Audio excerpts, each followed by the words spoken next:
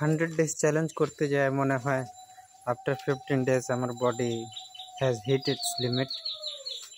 সকালে ওঠার পরে জিমের মধ্যে একজনকে দেখাইতে যায়, নিয়ে শোল্ডার পুল করলো, এখন হাত উঠাইতে পারতেছি না।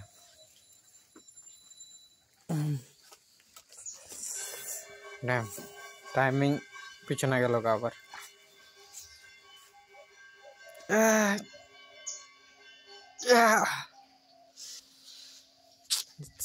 আই থিঙ্ক ইটস মেজার কিছু না, কিন্তু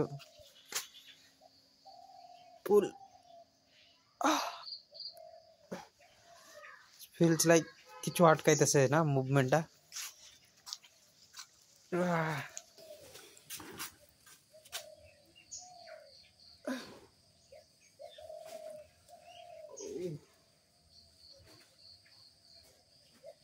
Yeah.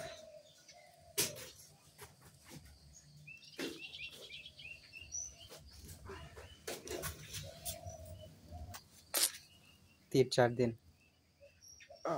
পিছনে গেল গা। ও